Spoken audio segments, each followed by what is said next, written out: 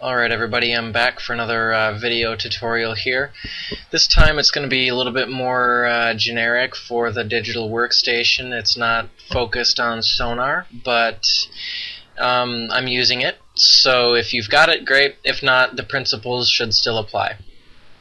I'm also using Silent 1 for all of my bass lines.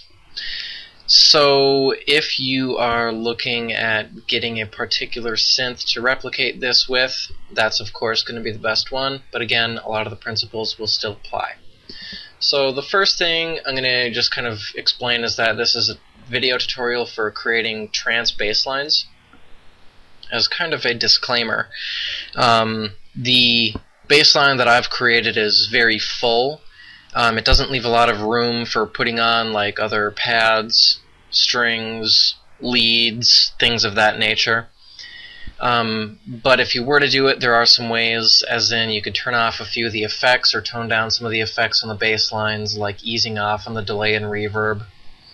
That'll open up some dynamic room and a lot more frequencies. You could also put a little compression on the bass line track and sidechain your lead to it, so when the lead kicks on, it brings the volume down a little bit of the bass lines to kind of ease it into the background. Or you could do some automated equalization. I'm not a big fan of that last method, but you could. So what I'm going to do now is just give this a quick play so you can kind of hear what it sounds like.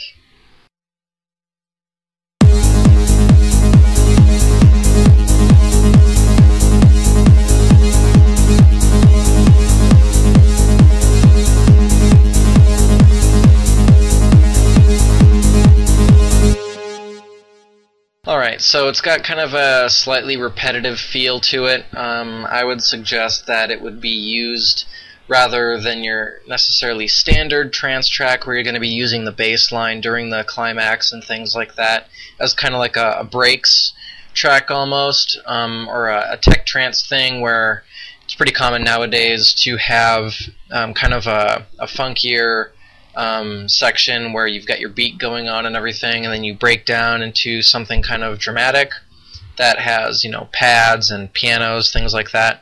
And rather than bringing all that stuff together for the climax, you go back into your more minimal sound. This particular sound might be better geared for that, but, you know, whatever. It's just the concepts. So what I'm going to do now is just kind of explain what I've got set up here. I've got just a really standard kick and hat. I didn't put in a lot of percussion because I'm trying to emphasize the bass lines. And the kick is basically side-chained to everything. It's really good to use side-chaining with bass lines because you want to tone them down a little bit since there's a lot of sound. When it's all playing together, you want the kick to still break through that, so sidechain. The other thing that it's useful for is giving it good drive. It'll keep that bass line kind of moving forward. So I'll kind of go over the sidechaining a little bit when I get to the compression of these other effects.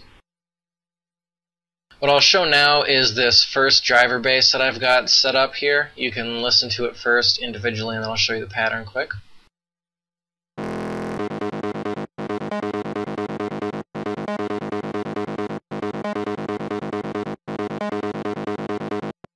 That basically just repeats, and the pattern looks like this here.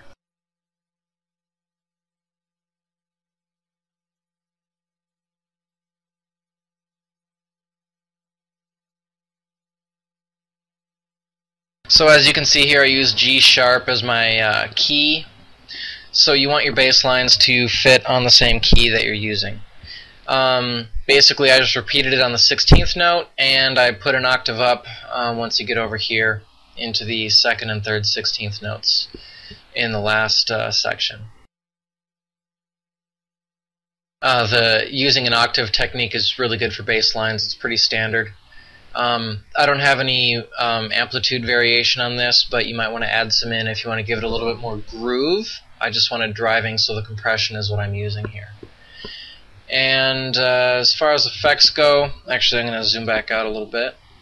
I accidentally zoomed in the wrong spot. And as far as effects go, I've got some equalization on it. This, it's almost bandpassed. I'm emphasizing kind of the higher mid-range of this bass line. So you cut out the high end, you cut out the low end. You want all of your instruments to fit inside of a mix nicely. And I've got a compressor on here, 51 millisecond attack, 228 release, 2.6 gain, hard knee, infinite ratio, and negative 11.5 threshold. The threshold isn't really necessary because that's definitely going to change for your settings, depending on how loud you have your kick, where you want it to activate, things like that. So that's the compression that I've got side chained here. And now we'll go to the mid bass, let you listen to this.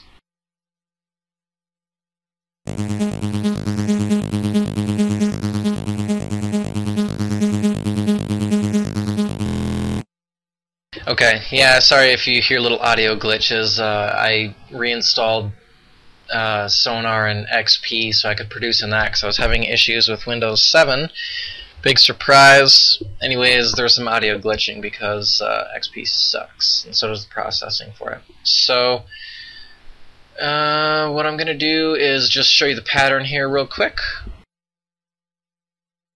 Okay, so here I'm using eighth notes, and it's just octave.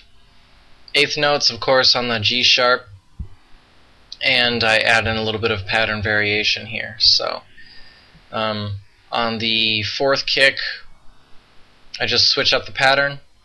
For the first bar, second bar, I switch up the pattern on the second kick, and I just repeat that over and over. So, pretty simple.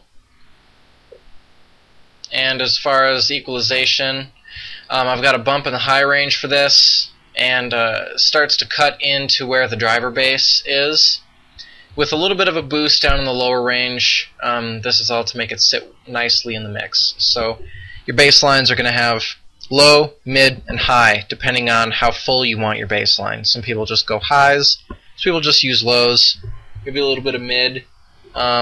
You can use different combinations. It kind of depends on your other instruments and what kind of track you're trying to make. I'm making a full track with the bass line, so I'm trying to get everything to fit in the mix.